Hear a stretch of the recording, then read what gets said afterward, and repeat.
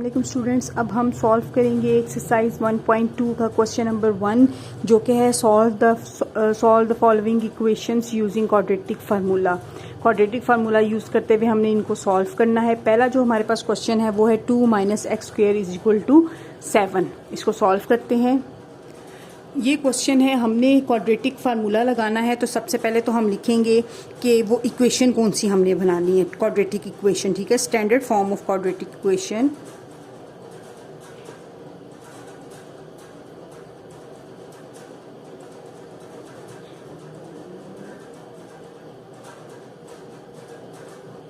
Standard form of quadratic equation होती क्या है? x² + bx + c = 0 और a is not equal to 0।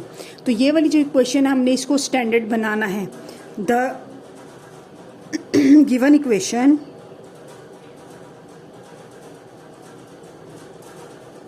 In standard form. Given equation हमारे standard form में क्या होगी? ये गिवन इक्वेशन है 2 - x² = 7x। ठीक है, सबसे पहले x² की वैल्यू आती है। ठीक है, उसके बाद नेक्स्ट में bx, ये यहाँ पे प्लस हो रहा है, इक्वल टू की दूसरी साइड पे जाके माइनस हो जाएगा। अब ये 2 है, इसके आगे इसका साइन प्लस है, +2 = 0 और इट इम्प्लाइज, अब -1 अगर हम कॉमन ले लेते हैं तो ये x² + 7x - 2 = 0 होती है। ये हमारे पास इक्वेशन नंबर 1 है, quadratic equation in standard form. ये आ गई स्टैंडर्ड फॉर्म। अच्छा जी, अब क्या करना है हमने? अब स्टैंडर्ड फॉर्म को देखते हैं। तो हमने वैल्यूज पुट करनी है। वैल्यूज कैसे हम पुट करेंगे? Comparing with the standard equation, comparing with standard equation. इसको हमने स्टैंडर्ड इक्वेशन के साथ कंपेयर किया, तो बल्कि इसको ये थी ना, यहाँ पर हम इसको ऐसे भी लिख सकते थे, x² + 7x + -2 = 0।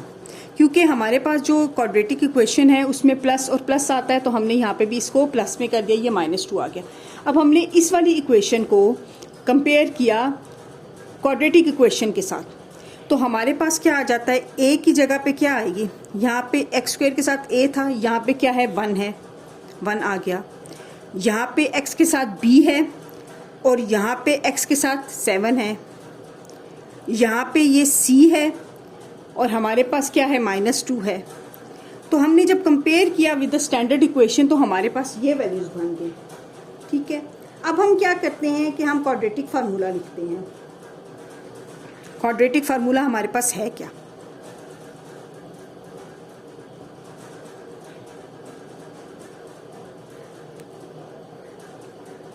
क्वाड्रेटिक फार्मूला है x = -b + b, एक दफ़ा -b, b² - 4ac over 2a। इसमें हम पुटिंग द वैल्यूज हैं।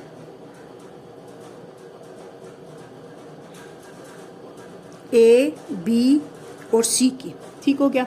अब हम यहाँ पे अगर वैल्यूज पुट करते हैं तो -b की वैल्यू क्या है? 7 ± ये आ जाता है 7 का स्क्वायर, यानी कि b का स्क्वायर -4।